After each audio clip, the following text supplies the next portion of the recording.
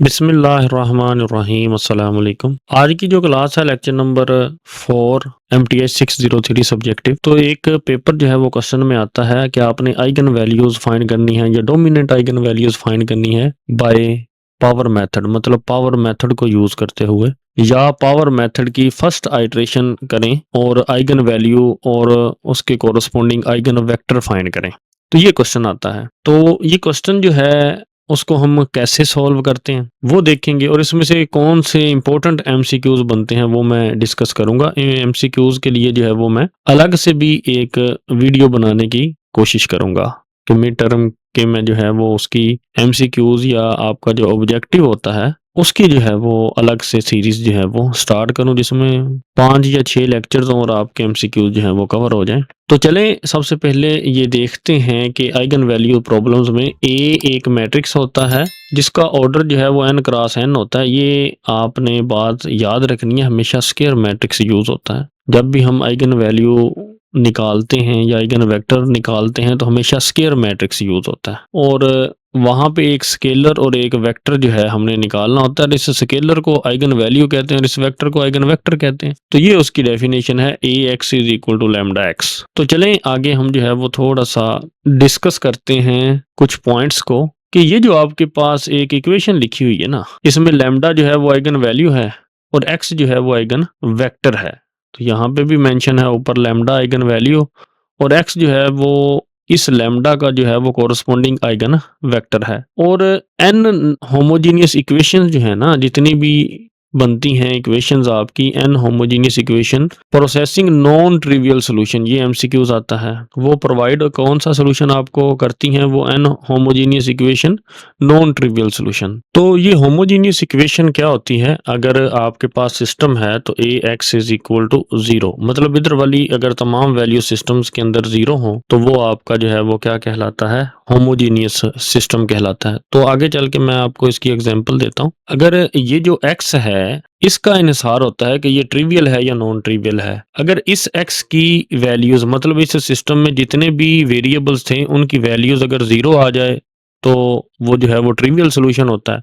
अगर जो है वो इस x की वैल्यू में कम से कम एक ऐसा रुकन हो जो 0 ना हो तो वो फिर x की वैल्यू 0 नहीं रहती, वो क्या हो जाती है आपके पास डज नॉट इक्वल टू 0, यानी वेक्टर की वैल्यू 0 नहीं रहती। तो जो है वो आपके पास सोल्यूशन क्या कहलाता है, वो फिर नॉन ट्रिवियल सोल्यूशन कहलाता है। उसके बाद अगर आप इस डिटर्मिनेंट को सॉल्व करें तो जो आपके पास nth डिग्री पॉलिनोमियल हासिल होती है वो क्या कहलाती है, आपकी कैरेक्टरिस्टिक्स पॉलिनोमियल ऑफ a कहलाती है, और विच हैज nth रूट, क्योंकि डिग्री जो है वो nth है तो रूट्स भी कितने होंगे, n होंगे। तो ये जो है वो कुछ एमसीक्यूज या कंसेप्ट थे। तो पावर मेथड है क्या कि हम क्या कंप्यूट करते हैं, largest eigen value and their corresponding eigen vector of the system A X is equal to lambda X. A जो है यहाँ पे जो मैट्रिक्स है वो रियल होगा, सिमेट्रिक होगा या अनसिमेट्रिक मैट्रिक्स होगा। तो the power method is widely used in practice. तो पावर मेथड जो है वो बहुत ज्यादा यूज किया जाता है प्रैक्टिस में। तो हम जो है वो इसकी एग्जांपल अब जो है वो स्टार्ट करते हैं। तो ये आपके पास एग्जांपल है और इसमें से एमसीक्यूज भी आते हैं। अब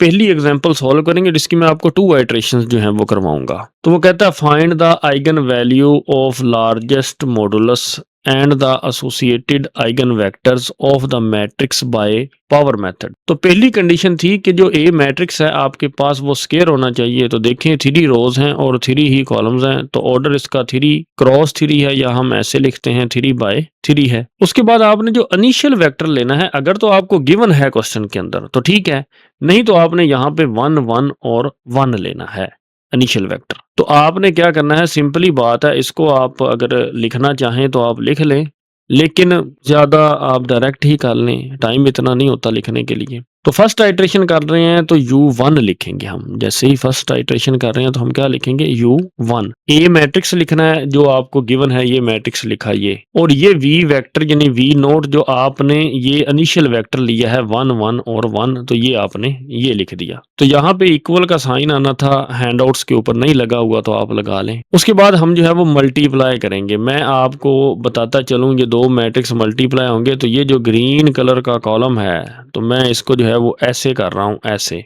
बारी बारी मल्टीप्लाई करना है। पहले आपने इस रो को इसी कॉलम के साथ, फिर इस सेकंड रो को इस कॉलम के साथ, फिर इस थर्ड रो को इस कॉलम के साथ, बारी बारी फर्स्ट को, सेकंड को, थर्ड रो को बारी बारी आपने मल्टीप्लाई करना है, तो आपका आंसर आ जाएगा। बस ये मल्टीप्लिकेशन आनी चाहिए। तो चलें इधर मल्टीप्लिकेशन मैं आपको करके दिखाता हूँ। तो ये मल्टीप्लाई कैसे होना है, जब ये फर्स्ट रो मल्टीप्लाई होगी इस कॉलम के साथ, तो वो कैसे मल्टीप्लाई होगी, 2 को आपने मल्टीप्लाई करना है 1 के साथ। तो यहाँ पे मैं पहले लिख देता हूँ एक दफा तफसील के साथ, कुछ बच्चों को मल्टीप्लिकेशन नहीं आती। 2 मल्टीप्लाई बाय 1 प्लस, फिर लिखेंगे 3 मल्टीप्लाई बाय ये वैल्यू 1, फिर दरमियान में प्लस का साइन लगाएंगे, 2 मल्टीप्लाई बाय 1, दरमियान में जो है वो आप प्लस का साइन जो है वो लगाएंगे। उसके बाद हम जो है वो अब इस सेकंड रो को जो है वो इस कॉलम से मल्टीप्लाई करेंगे। 4 को मल्टीप्लाई करेंगे किसके साथ, 1 के साथ, प्लस का साइन लगाएंगे। अब 3 को मल्टीप्लाई करेंगे 1 के साथ, फिर प्लस का साइन लगाएंगे। 5 को मल्टीप्लाई करेंगे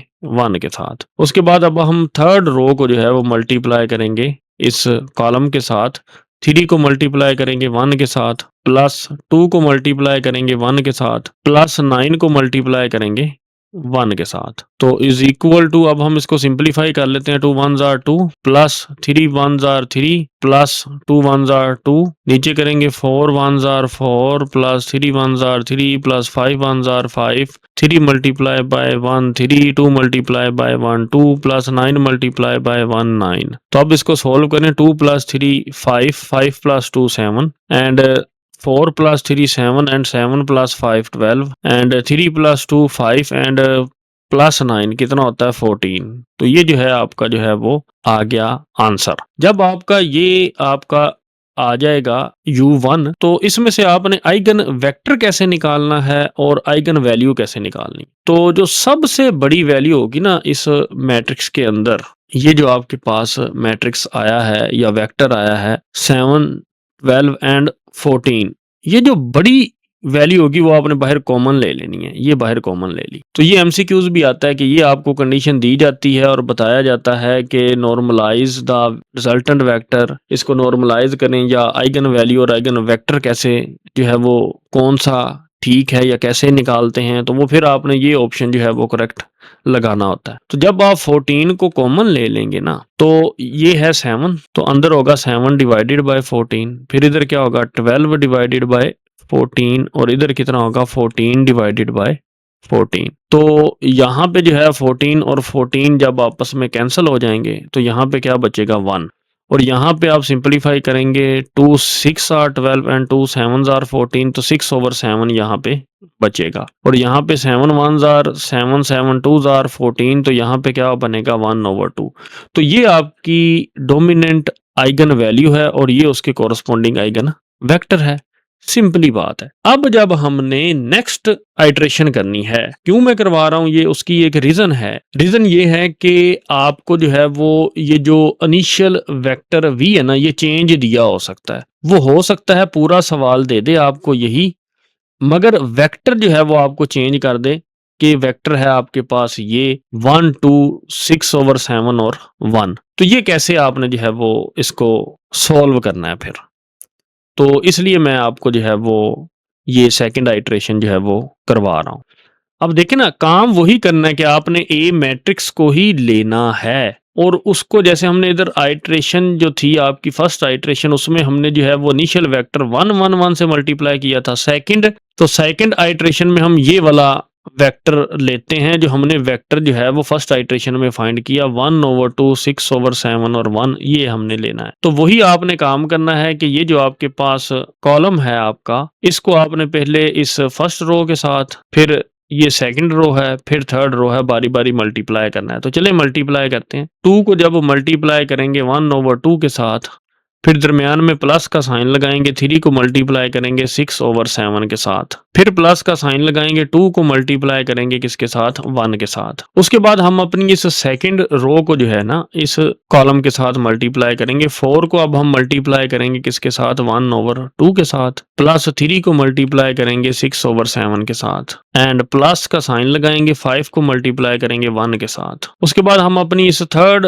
रो को जो है वो इसके साथ मल्टीप्लाई करते हैं। 3 को हम मल्टीप्लाई करेंगे 1/2 के साथ, प्लस 2 को हम जो है वो मल्टीप्लाई करेंगे 6/7 के साथ, प्लस 9 को हम मल्टीप्लाई करेंगे 1 के साथ। एक खूबसूरती ऐसे बनती है जब आप मल्टीप्लिकेशन करते हैं तो ये जो एलिमेंट्स है ना, ये सेम होते हैं। अगर आपके सेम नहीं आ रहे तो आप फिर चेक करें कि आपकी मल्टीप्लिकेशन जो है वो रॉन्ग होगी। देखें ना, ये 1/2 1/2 1/2 6/7 6/7 6/7 1 1 और 1। तो अब हम जो है वो इसको सिंपलीफाई कर लेते हैं। ये 2 और 2 आपस में कैंसिल हो जाएंगे, तो यहाँ पे क्या बचेगा 1 प्लस 3 प्लस 6 मल्टीप्लाई होके 18/7 प्लस 2। तो जब हम इनको सॉल्व करते हैं ना तो यहाँ पे एलसीएम आता है 7 7 1 से मल्टीप्लाई होता है 7 प्लस 18 वैसे ही, प्लस यहाँ पे 14। तो जब हम इन तीनों वैल्यूज को ऐड करते हैं तो आंसर आएगा 39/7। तो ये जो है यहाँ पे हम क्या लिखेंगे फिर 39/7 लिखेंगे।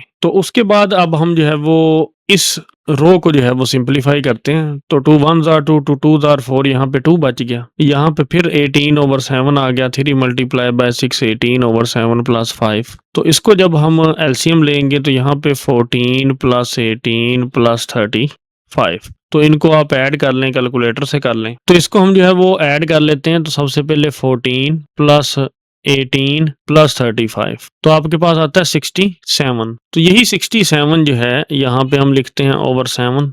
तो यही यहाँ पे जो है वो राइट किया हुआ है। अब हम जो है वो इस रो को जो है वो आपस में सॉल्व करते हैं। तो ये कितना है 3 1s are 3/2 plus 2 6 are 12/7 plus 9 1s are 9। तो इसको सिंपलीफाई करते हैं। तो यहाँ पे एलसीएम आएगा 14, क्योंकि 2 और 7 है, दोनों मल्टीप्लाई होंगे तो आंसर आएगा 14। जब 14 हम 2 पे डिवाइड करेंगे 14 को तो आंसर आएगा 7, और 7 को जब 3 से मल्टीप्लाई करेंगे तो आंसर आएगा 21। प्लस यहाँ पे जो है वो 7 है और यहाँ पे 14 है, तो 14 जब 7 पे डिवाइड होगा तो आंसर आएगा 2, और 2 को जब हम 12 से मल्टीप्लाई करते हैं तो आंसर आता है 24।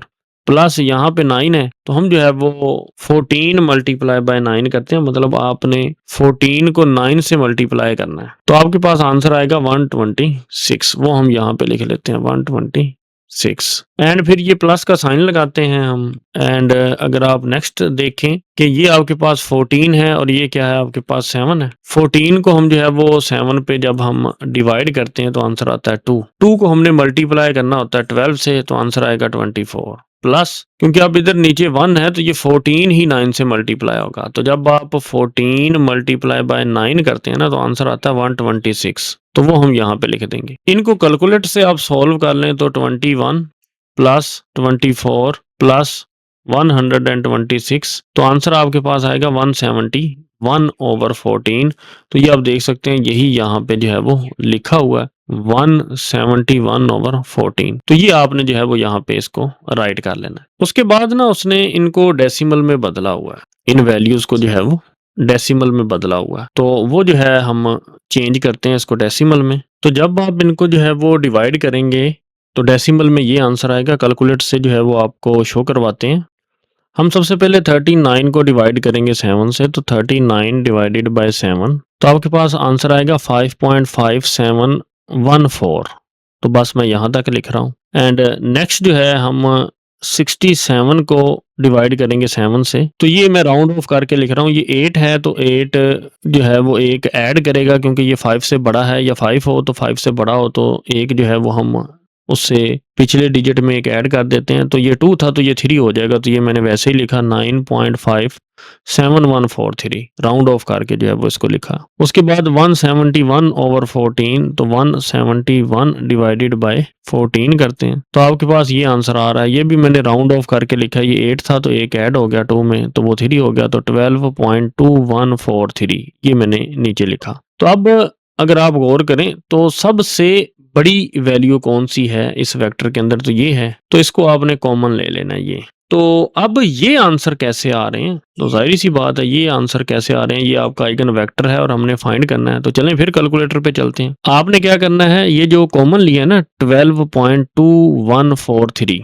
ये बाहर लिख के सबसे पहले ये वैल्यू लिखनी है 5 पॉइंट, वो लिखता हूँ साथ में 5.5714 डिवाइडेड बाय जो वैल्यू आपने बाहर कॉमन ली है 12.2143। इसको आप प्रेस करेंगे जब इक्वल के साइन को तो 0.45613, तो ये जो है आपका अप्रोक्सीमेट ये आंसर आ जाएगा। एंड उसके बाद हम जो है वो इस वैल्यू को जो है वो सॉल्व करते हैं। आपके पास है 9.57143 डिवाइडेड बाय जो आपने आइगन वैल्यू जो है वो लार्जेस्ट आइगन वैल्यू आपने बाहर कॉमन ली है 12.2143, तो ये आपके पास आंसर आएगा 0.783624, राउंड ऑफ करके 25 हो जाएगा।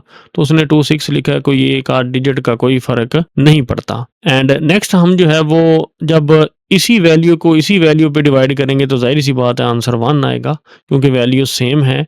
12.2143 डिवाइडेड बाय 12.2143, तो आंसर आपके पास 1 आएगा, वो लिख दिया। अब ये आपके पास आइगन वैल्यू है और ये आपके पास आइगन वेक्टर है। तो ये आसान सा मेथड है, पावर मेथड। उम्मीद करता हूँ कि ये आपको समझ आया होगा। For more video subscribe to my channel and stay tune with Waqar institute. Thank you.